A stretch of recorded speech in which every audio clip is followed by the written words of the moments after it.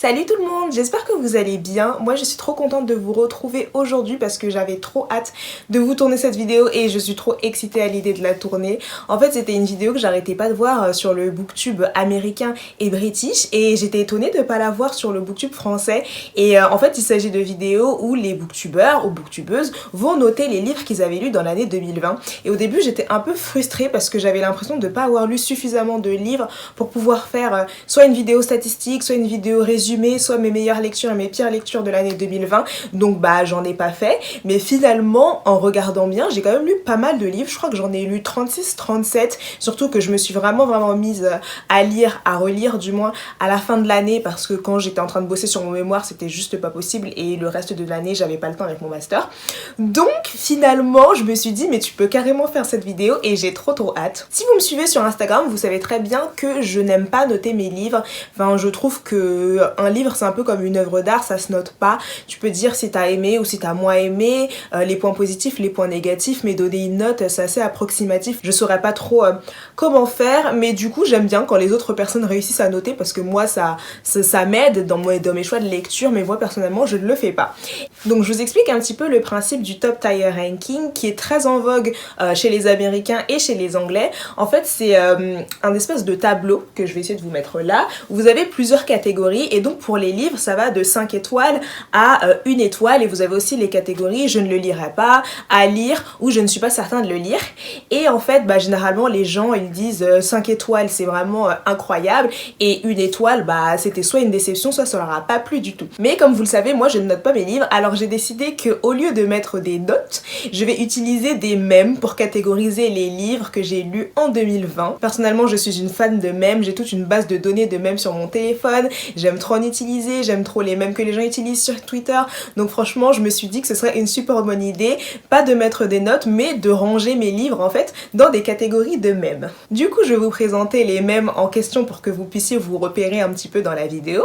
Pour la première catégorie ce sera le mème de Lady Gaga. Talented, brilliant, incredible, amazing, show-stopping, spectacular, never the same, totally unique, completely not ever been done before. Ça, ce sera vraiment tous les livres que j'ai vraiment aimés, pour lesquels j'ai eu un coup de cœur, que j'ai trouvé incroyable. Ensuite, pour la deuxième catégorie, ce sera celui-ci. Oh my god! Wow! Ça, ce sera la catégorie des livres que j'ai bien aimés, j'ai apprécié la lecture, ça s'est lu super vite, mais ça n'a pas été un coup de cœur. Puis pour la troisième catégorie, on aura celui-là. Oui. My earring's gone! My diamond earring came off in the ocean and it's gone. And there's people that are dying. Ça, ce sera la catégorie pour décrire les livres que j'ai bien aimés, mais qui n'étaient pas non plus exceptionnels. Disons que la lecture était plutôt agréable, mais on repassera, c'est pas vraiment incroyable quoi. La quatrième catégorie, ce sera ce même que j'aime trop et qui est issu de Mean Girls, un de mes films préférés. That is so fetch. Gretchen, stop trying to make fetch happen. It's not going to happen. Donc ce même de Gretchen va décrire tous les livres qui m'ont déçu, qui n'étaient pour moi pas à la hauteur de la hype dont tout le monde parlait, mais quand je les ai lus j'ai vraiment pas trouvé que c'était transcendant. J'arrivais peut-être à comprendre pourquoi est-ce que les gens aiment, mais moi personnellement j'ai pas aimé plus que ça. Et la cinquième catégorie ce sera vraiment les livres pour lesquels pendant ma lecture j'étais en train de me dire mais qu'est-ce que je suis en train de lire? Et quand j'ai fini de le lire, je me suis vraiment dit bye pumpkin, bye. Bye pumpkin! Bye pumpkin! Ce sera vraiment pour tous les livres qui m'ont pas du tout transcendé, que j'ai pas aimé l'intrigue, enfin ça allait pas du tout quoi. Et voilà pour cette petite présentation et du coup bah on va passer tout de suite à la vidéo.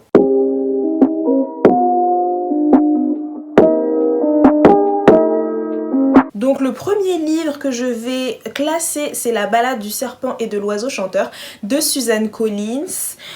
C'est le préquel de la trilogie Hunger Games et j'ai fait une revue dessus. Si vous n'avez pas encore vu la vidéo, eh bien, je vous invite à aller la voir. Je vais vous mettre le lien soit en barre d'infos, soit quelque part là au-dessus de ma tête si j'y arrive. Et donc pour ce livre, je vais le caser dans la catégorie Kim, There Are People That Are Dying parce que il était bien mais il n'était pas non plus transcendant. Enfin, comme j'ai dit dans ma paru, c'était pas le livre dont on avait absolument besoin, même s'il nous apportait des petites informations, des choses qu'on avait envie de savoir sur Snow, sur ce qui s'est passé avant qu'il devienne président, sur son adolescence, etc.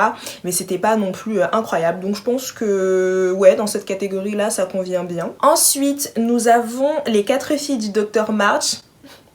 Vous savez très bien si vous avez regardé mes autres vidéos que ça a été un coup de cœur, j'ai vraiment trop aimé. J'ai eu la version avec la fin un peu bizarre qui n'est pas du tout fidèle, enfin la traduction française n'est pas du tout fidèle aux écrits de Louisa May Alcott, ce qui est d'ailleurs très étrange, mais je sais quand même ce qui se passe à la fin parce que je suis allée me renseigner quoi, et ce roman était vraiment génial, j'ai trop aimé, vraiment un coup de cœur et je l'ai vraiment trouvé incroyable. Du coup il va aller tout en haut dans le même de Lady Gaga. Ensuite nous avons Midnight Sun.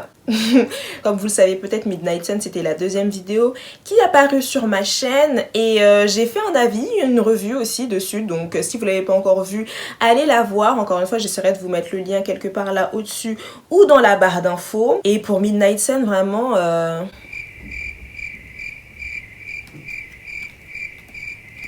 je pense que je n'ai pas d'autre choix que de mettre ce livre dans Stop Trying to Make Fetch a Thing parce que je l'ai trouvé hyper lent. J'ai pas trouvé qu'il se passait énormément de choses, c'était redondant par rapport au tome 1 de Twilight, bien que je l'ai lu il y a quand même plusieurs années, j'ai quand même trouvé ça redondant. Et puis le personnage d'Edward Cullen, je le trouvais insupportable à suivre. Donc vraiment, il a 2 étoiles simplement parce qu'on en a appris plus sur les Cullen et sur Alice, que j'aime trop, vraiment la femme de ma vie. Sinon je pense que je l'aurais mis dans By Pumpkin. Ensuite nous avons une histoire que j'ai découvert sur Wattpad, dont j'ai jamais parlé sur cette chaîne, mais que j'ai vraiment adoré, et d'ailleurs l'autrice va se faire publier, je suis trop contente pour elle, et qui s'appelle Les Carmidor. Donc le tome 1 est encore disponible sur Wattpad si vous voulez découvrir de quoi il s'agit, mais c'est vraiment génial. Donc c'est de la fantasy et c'est l'histoire de familles rivales qui s'affrontent pour le pouvoir en fait, donc un genre de Game of Thrones. Moi j'ai vraiment adoré, vous savez à quel point j'aime Game of Thrones, donc franchement si vous aimez ce genre, foncez, la plume de l'autrice est juste délicieuse, j'aime trop comment elle écrit, j'étais juste en train de cliquer sur la suite quand j'étais en train de lire, franchement ça vaut le détour. Et du coup je le case dans le même de Lady Gaga parce que franchement quand j'étais en train de le lire, je me disais waouh, mais c'est vraiment incroyable, et j'ai juste trop hâte de tenir vraiment le roman en version papier dans mes mains lorsqu'elle sera éditée. Ensuite nous avons Des fleurs pour Algernon, mais vraiment ce roman m'a bouleversée, je l'ai trouvé incroyable. Si vous connaissez pas l'histoire, c'est l'histoire d'un homme qui a 32 ans et qui a un QI de 68, donc un QI qui est vraiment très inférieur à la moyenne, et du coup il a des difficultés pour s'exprimer, pour vivre, enfin, en gros il vit comme un petit garçon de 5-6 ans je crois, il a le quotient intellectuel d'un petit garçon de 5-6 ans, donc c'est vraiment pas facile. Et en fait il va participer à une expérience pour tripler son QI, et avant ça avait été testé sur une souris, et donc on va voir un petit peu ses rapports avec cette souris qui s'appelle Algernon, qui arrête pas de le battre à des jeux de logique, etc. Et en fait on va suivre son évolution à partir du moment où il reçoit cette intervention, son QI qui va augmenter, comment est-ce qu'il va s'adapter, et c'est vraiment super triste. Enfin la fin m'a juste achevée, j'étais en larmes. Donc Des fleurs pour Algernon, on va le caser dans Oh my god wow, parce que vraiment oh my god wow, je peux pas dire que ça a été un coup de cœur parce que c'était beaucoup trop triste, mais ouais on va le caser dans cette catégorie là, et si vous l'avez pas encore lu je vous encourage à le faire. Puis nous avons Le syndrome du spaghetti de Marie Varey que j'ai lu à la toute fin de l'année 2020, donc vraiment il rentre tout juste dans le classement. Je l'ai lu les derniers jours de l'année, juste avant que je commence les travaux de ma chambre, et vraiment ce roman est incroyable. Je m'attendais tellement pas à ça parce que tout le monde en parlait, tout le monde disait oui ce roman est vraiment incroyable, bouleversant et tout, c'est sûr vous allez verser une larme, enfin personnellement moi j'ai pleuré, etc. Et moi je me disais ouais enfin c'est peut-être encore un truc qui court sur la hype, mais c'est pas si exceptionnel que ça, donc je voulais me faire mon avis et le lire, et finalement bah il est juste génial. J'ai vraiment trop aimé, et c'est vraiment un roman qui m'a réconciliée avec le genre young adulte parce que j'avais énormément de mal avec ce genre par rapport à mes précédentes lectures, mais là franchement 5 sur 5, énorme coup de cœur. Du coup il va dans la catégorie Lady Gaga lui aussi. Puis nous avons Gone Girl de Gillian Flynn, et pour celui-ci je triche un petit peu parce que je l'avais commencé en novembre 2020 et je l'ai terminé je crois le 2 janvier ou quelque chose comme ça, mais bon je le mets quand même dans ce classement parce que je l'avais commencé en 2020. Et pour celui-ci il va aller dans la catégorie Oh my god wow, waouh, parce que pour le coup le début était difficile et j'avais eu du mal à me mettre dans l'histoire parce que j'avais décidé de le lire en anglais, me demandez pas pourquoi, mais voilà. Et du coup, étant donné que j'arrivais pas à me mettre dans l'histoire, je l'ai lu en français, et à partir du moment où j'ai lu en français, vraiment là les pages se sont tournées toutes seules, et quand je suis arrivée à la moitié du livre, énorme bouleversement, retournement de situation, et alors là franchement je l'ai dévoré. Donc si vous avez vu le film, vous savez de quoi il s'agit. Et toutes les personnes à qui j'ai dit que j'avais pas vu le film étaient hyper outrées. Elles étaient en mode mais tu vis où, dans une grotte, qu'est-ce qui se passe, n'importe quoi. Et du coup je suis allée voir le film juste après, et le film est bien aussi, franchement belle adaptation par rapport au livre. Mais ouais, voilà, dans la catégorie oh my god wow, parce que pour le coup il tient en haleine. Puis nous avons Carrie de Stephen King, qui était vraiment très très bien. C'est un des premiers livres que j'ai lu de ma pile à lire de novembre-décembre, et c'est littéralement le genre de roman où vous lisez, vous pouvez pas vous arrêter. Enfin je crois que je l'ai terminé en moins de 24 heures, je faisais que tourner les pages, tourner les pages, tourner les pages pour savoir la suite. La narration était juste géniale, entrecoupée par des extraits de journaux, des analyses de scientifiques, etc. J'ai trouvé le format très très intéressant, et du coup Carrie je le mets dans la catégorie oh my god wow, parce que pour le coup il était vraiment très très bien, et si vous l'avez pas lu, je vous invite à le lire également. Puis nous avons La Servante écarlate de Margaret Atwood, que j'ai acheté il y a une éternité, ça doit faire 2 ans qu'il est dans ma bibliothèque, et c'est vraiment à la fin de 2020 que je me suis dit il faut absolument que tu le termines. D'ailleurs je vais sortir une vidéo dessus, j'ai trop hâte de vous la présenter. Et pour La Servante écarlate, je vais le classer dans la 3e catégorie, genre Kim, There Are People That Are Dying, parce que je l'ai pas trouvé exceptionnel. Autant la série, énorme coup de cœur, j'adore cette série, mais le roman, je l'ai pas trouvé incroyable. Enfin, je vous en parlerai plus dans ma vidéo du coup, mais ouais, je le mets dans cette catégorie là parce que ça reste quand même un classique de la dystopie, mais sinon j'ai pas été transcendée par La Servante écarlate. Puis nous avons L'année de grâce de Kim Liggett, qui s'inscrit aussi dans cette espèce de mode de la dystopie, puisque oui, clairement c'est un petit remake de La Servante écarlate quand même. J'en ai parlé sur ma chaîne dans ma vidéo pile à lire et dans ma vidéo update de mes lectures du coup. Et pour celui-ci, et je vais le classer aussi dans la 3e catégorie, Kim, There Are People That Are Dying, parce que l'intrigue est bien, l'histoire est bien, mais il y a quand même quelques petits trucs qui m'ont dérangé. Enfin les personnages, je les ai trouvés un petit peu plats finalement, rien d'extraordinaire, c'était pas non plus une évolution incroyable.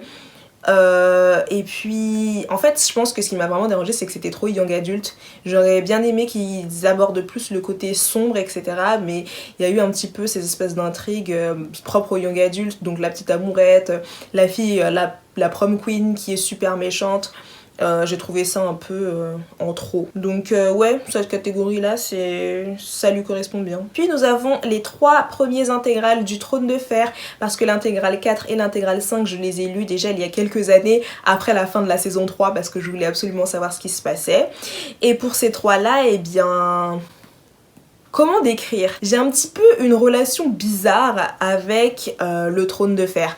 Pas avec la série, hein, parce que la série Game of Thrones c'est ma série préférée, mais avec les livres, c'est une relation un peu étrange. Parce que, étant donné que je suis fan de la série, je ne peux pas détester les livres, et je ne déteste pas les livres. Mais, enfin comment dire, disons que je trouve que la narration est très lourde.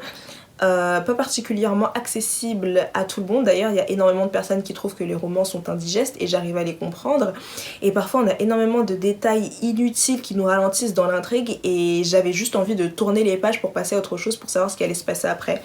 Donc pour le coup, pour le tome 1, le tome 2 et le tome 3, je vais tous les 3 les classer dans There Are People That Are Dying, parce que ils sont bien quand même, mais ils sont pas incroyables, et en fait parfois on se perd dans la narration et t'as juste envie de poser le livre et de souffler. Parce que personnellement quand j'ai ouvert l'intégrale 3 et que j'ai vu qu'il y avait quasiment pas de marge et que c'était écrit en Times New Roman 10, j'ai un peu remis ma lecture en question. voilà. Puis nous avons Phobos, dont j'ai également parlé dans un update lecture. Et pour le coup, j'ai pas tellement accroché en fait. Je l'ai lu parce que tout le monde en parlait et tout le monde disait que c'était une saga qui était incroyable. Donc pour ceux qui savent pas, ça parle de 6 filles et 6 garçons qui sont envoyés dans l'espace. Et ils sont censés aller repeupler Mars. Peupler Mars même, parce que Mars n'a jamais été peuplé bien sûr. Et en fait c'est un programme qui est organisé par une entreprise qui a racheté la NASA et ça comprend un espèce de speed dating. Donc en fait chaque semaine, chaque candidate et chaque candidat va pouvoir choisir la personne qu'il va voir et ils auront 6 minutes en gros pour se plaire et à l'issue de ces speed dating ils devront choisir la personne avec qui ils vont faire leur vie. Donc il y a un petit peu de romance etc. Mais j'avoue que ouais non, j'ai vraiment pas accroché. J'ai trouvé qu'il y avait des choses qui étaient surfaites, l'écriture ne m'a pas transcendée non plus. Donc bah je suis vraiment désolée pour tous les fans de Phobos, mais je vais devoir le classer dans Stop Trying to Make Fetch a Thing parce que c'est vraiment quelque chose, je m'attendais vraiment à quelque chose d'incroyable et j'ai été très déçue. Donc je suis en train de me dire, là les prochains romans que je vais détester c'est vraiment des romans que tout le monde a aimé et j'ai l'impression d'avoir été la seule à pas accrocher du tout. Donc s'il vous plaît ne me crucifiez pas sur la place publique. Mais du coup là on va passer à Un palais d'épines et de roses et...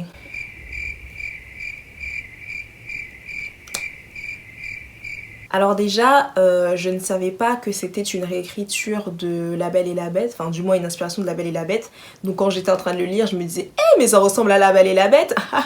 Évidemment, oui parce que c'est une inspiration de La Belle et la Bête, donc je me suis trouvée bien stupide. Et sachant que j'aime pas La Belle et la Bête, donc peut-être que si je l'avais su, je me serais pas aventurée à le lire. Mais vraiment, je m'étais attendue à quelque chose d'incroyable. Intrigue politique, manigance, complot, trahison. Ça s'appelle Un palais d'épines et de roses, donc je sais pas, moi je m'attendais à ce que ce soit quelque chose d'autre. Mais du coup ce n'était pas le cas et j'ai appris bien après que c'était de la romance fantasy et comme vous le savez, les livres où la romance est l'intrigue principale, je n'aime pas ça. Donc voilà. Mais vraiment quand je lisais ce livre, parfois je m'arrêtais, je me disais mais qu'est-ce que je suis en train de lire ? Que se passe-t-il ? Ça devient plus clair à la fin évidemment, mais ça m'a vraiment pas emballé. Du coup j'ai obligé Laura à le lire également pour me donner son avis. Elle a eu le même avis que moi, donc je me suis sentie mieux, je me suis dit waouh, parce que vraiment j'avais vraiment l'impression d'être la seule personne sur Bookstagram et sur Booktube à pas avoir aimé. Du coup ça me rassure et je me dis que je ne suis pas si bizarre que ça. Donc désolée pour les fans de ACOTAR, mais ça va aller dans Stop Trying to Make Fetch a Thing parce que là non plus j'ai pas été transcendée et j'étais plutôt déçue. Donc Puis nous avons Le Prince Cruel et globalement pour ce roman mon impression a été assez similaire mais avec quand même moins de points négatifs parce que la romance n'était pas l'intrigue principale. Mais il se passait en fait tellement de choses différentes, je savais pas où ce que l'histoire allait. Pour ceux qui connaissent pas, c'est l'histoire d'une fille qui est une humaine et qui vit avec ses sœurs dans le royaume des fées. Et les fées, c'est... Je sais même pas comment décrire les fées. Je ne sais pas, ce sont des espèces de créatures magiques qui ont des oreilles pointues, qui sont mi-elfes, mi-animaux de la forêt, qui sont quasiment tout puissants et immortels. Pour moi les fays c'est clairement les nouveaux vampires, ça devient la nouvelle hype et les fays vont être aussi hypés que les vampires, mais ce n'est que mon avis. On verra si ce pronostic se confirme. Mais du coup pour Le Prince Cruel, je vais le classer dans Kim, There Are People That Are Dying, ce qui est mieux que Stop Trying to Make Fetch a Thing. Mais là aussi... je pense qu'il a plus de points que ACOTAR parce que la fin m'a vraiment surprise, énorme retournement de situation et vraiment à partir de 70% là je pouvais plus m'arrêter de tourner les pages parce que je voulais savoir ce qui allait se passer, donc j'imagine que c'est un bon point pour ce roman. Ensuite nous avons Le Hobbit que j'ai lu il y a pas très longtemps aussi, qui m'a pris beaucoup de temps à lire alors qu'il est tout petit hein, mais j'ai pas été super emballée par l'histoire. Enfin c'est les aventures de Bilbo le Hobbit, donc l'oncle de Frodon dans Le Seigneur des Anneaux pour ceux qui connaissent pas. Je vais le mettre dans There Are People That Are Dying parce que il y avait des moments qui étaient vraiment bien mais d'autres moments où j'avais envie d'arrêter de lire en fait. C'est mignonnet voilà, mais il y a des livres qui sont beaucoup mieux et puis Le Seigneur des Anneaux le dépasse largement, donc ouais, 3e catégorie pour Bilbo le Hobbit. Et justement là je vais noter les 3 tomes du Seigneur des Anneaux parce que je les ai tous lus en 2020, donc ça tombe parfaitement. Pour La Communauté de l'Anneau, je vais lui mettre 3 étoiles parce que le prologue est juste horrible, c'est un espèce d'exposé sur la vie des hobbits, c'est juste pas possible. Enfin, moi j'ai passé certaines pages parce que ça allait pas du tout. Le début c'est un peu mieux, mais c'est vrai que après l'intrigue ralentit, on parle de leur péripéties en forêt, c'est pas ouf. Mais par contre, du coup, je le classe dans There Are People That Are Dying parce que je pense que c'est quand même un classique de la fantasy, voilà, mais le tome 1 n'était pas incroyable. Par contre, le tome 2 et le tome 3, je les ai trouvés vraiment très très bien pour le coup, surtout le tome 3 que j'ai beaucoup aimé. Donc ces deux-là, je vais les classer dans Oh my god, wow, parce qu'il y a vraiment des moments qui m'ont surprise dans le sens où ils étaient pas dans les films, donc je m'y attendais pas du tout. Et on apprend plus de choses que ce qui est dans les films. Donc j'ai bien aimé, ils étaient beaucoup plus agréables et là l'intrigue commençait vraiment à avancer et à se corser. Donc j'ai bien aimé ces deux derniers tomes du Seigneur des Anneaux. Puis nous avons Les Animaux Fantastiques de J.K. Rowling. Si vous avez regardé le film, vous savez de quoi il s'agit. Si vous avez lu le livre aussi, donc c'est un espèce de petit guide qui répertorie toutes les créatures fantastiques dans le monde des sorciers, comment est-ce qu'ils sont arrivés à cette classification, etc. Comment est-ce que Norbert Dragono a tout changé. Et j'ai bien aimé, c'était agréable, c'était pas non plus transcendant quoi. D'ailleurs la version audio est juste géniale, elle est narrée par l'acteur qui joue Norbert Dragono, donc il a un petit accent british là, je vous le conseille si vous avez envie de le lire en version audio. Du coup pas vraiment de le lire mais de l'écouter en version audio. Mais du coup Les Animaux Fantastiques, je le mets dans There Are People That Are Dying parce qu'il était bien mais c'était pas exceptionnel non plus. Le Quidditch à travers les âges, c'était un petit peu pareil, donc c'est un livre qui va narrer l'évolution du Quidditch à travers les âges. Donc c'était sympathique, c'était pas exceptionnel non plus, donc dans la troisième catégorie aussi. Ensuite nous avons Les Contes de Biddle le Bas qui pour le coup là j'ai vraiment beaucoup aimé.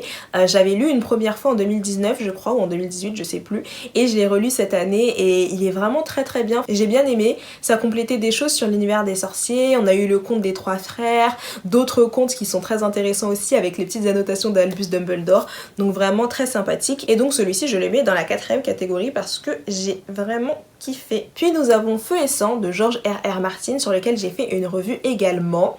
Et du coup celui-ci j'ai vraiment trop aimé.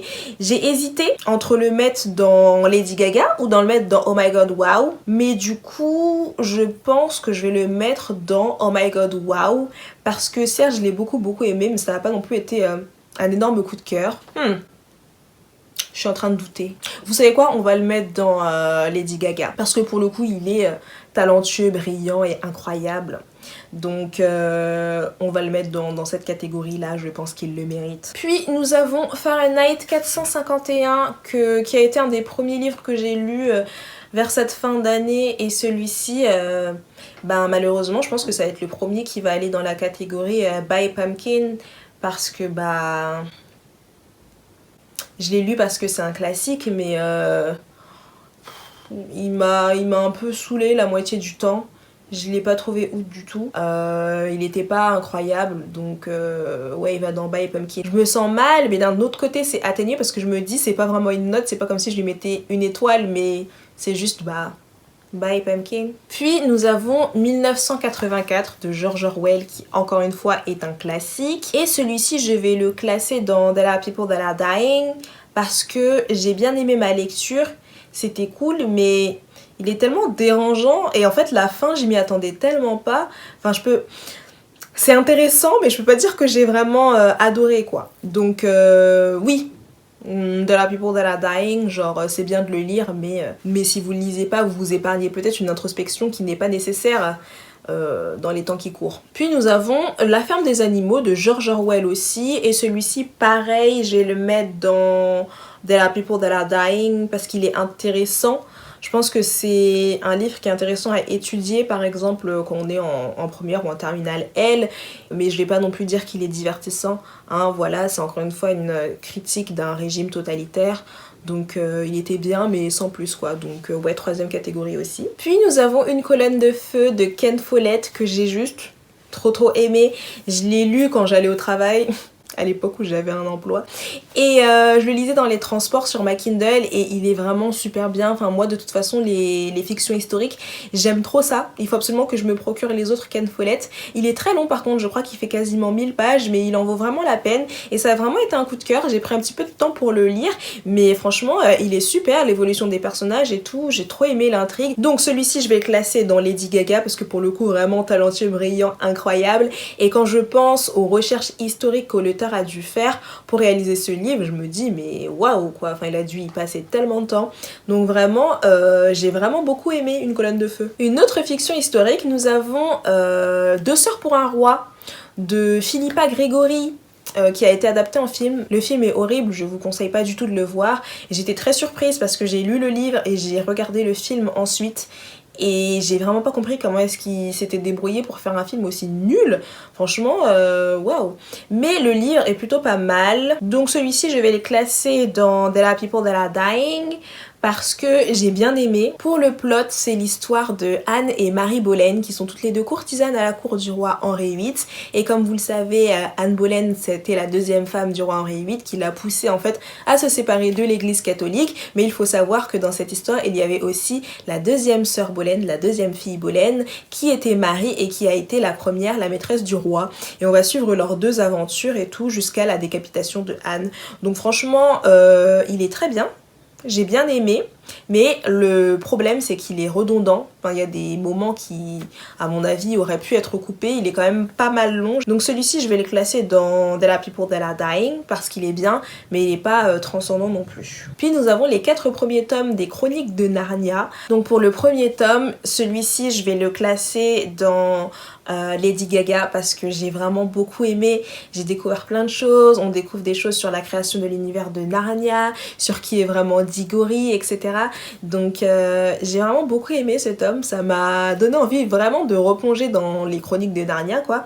Donc celui-ci vraiment 5 étoiles, un petit coup de cœur. Le deuxième tome, je mettrai 4 étoiles parce qu'il était bien, mais j'ai quand même préféré le film, ce qui est quand même assez rare.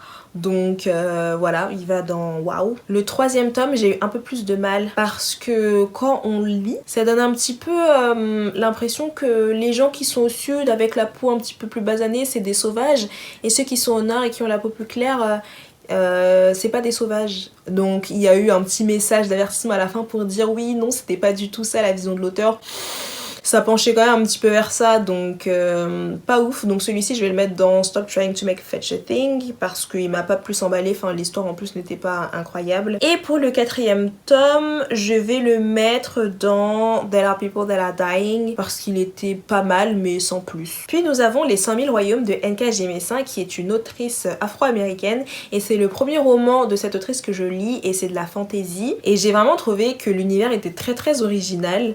Il y a des choses que j'ai pas très bien compris, j'ai pas tout compris, mais j'ai trouvé quand même très bien ce livre. J'ai beaucoup aimé ma lecture, vraiment je tournais les pages et puis il se lit très vite. Donc celui-ci je vais le mettre dans waouh parce que vraiment il était pas mal du tout hein, et puis il sortait des clichés de la fantasy, donc franchement top. Et pour les deux derniers, il s'agit de 2 livres que j'ai déjà présentés sur cette chaîne, donc de L'île du crâne de Anthony Horowitz, auquel j'ai dédié une vidéo comparaison avec Harry Potter. Et vraiment pour l'île du crâne, je vais pas m'attarder dessus, mais il va aller dans By Pumpkin parce que j'ai beaucoup de mal avec ce livre. J'ai pas tout compris tout ce qui se passait. C'était pas une lecture très agréable pour moi, donc ouais, By Pumpkin. Et pour le dernier, il s'agit de Vampiria de Victor Dixon, et celui-ci je vais le mettre dans la 3e catégorie parce que il m'a pas emballé plus que ça, qu'il y a eu des petits clichés qui m'ont dérangé et ouais en fait c'était juste trop young adulte pour moi, donc c'est dommage parce que je trouvais que l'intrigue aurait pu être intéressante. Pas emballée non plus par Vampiria, je lirai pas la suite à mon avis. Je suis vraiment désolée pour ce brutal changement et pour ce manque de luminosité, mais j'étais en train de monter la vidéo et je me suis rendu compte que j'avais oublié de citer Nevernight alors que c'est une des lectures que j'ai le plus aimé en 2020. Je sais pas ce qui s'est passé, j'ai fait ma liste mais j'ai pas mis Nevernight, je comprends pas. Si vous voulez mon avis, c'est entièrement de la faute de l'application Goodreads parce qu'ils ont mis que j'avais lu seulement 8 livres en 2020 alors que pas du tout, j'en ai lu genre 37-38 je crois. Donc je me suis un peu perdue et tout. Mais du coup pour Nevernight, eh bien évidemment vous l'aurez deviné, je le classe dans Lady Gaga parce que vraiment talentueux, incroyable, heart-stopping. Vraiment ce livre, j'ai vraiment trop aimé. J'ai tellement hâte que la suite soit traduite, que la suite paraisse en France, mais ce sera en février, j'ai trop hâte. Et j'avais donné mon avis là-dessus sur Instagram et peut-être même que je vous ferai une petite vidéo, donc j'en dis pas plus, mais vraiment il va tout en haut Nevernight. Et voilà tout le monde, c'est tout pour cette vidéo. J'espère que ça vous aura plu. N'hésitez pas à me dire en commentaire ce que vous en avez pensé parce que moi j'ai trouvé ça trop drôle à faire, surtout quand j'étais à la recherche de mèmes là. Donc si vous avez aimé, n'hésitez pas à liker, partager et à commenter, hein, pourquoi pas. Et puis si c'est pas déjà fait, n'hésitez pas à me suivre sur Instagram. Je vais mettre la petite vignette quelque part par ici. Et puis je vous fais de gros bisous et je vous dis à la semaine prochaine pour une nouvelle vidéo.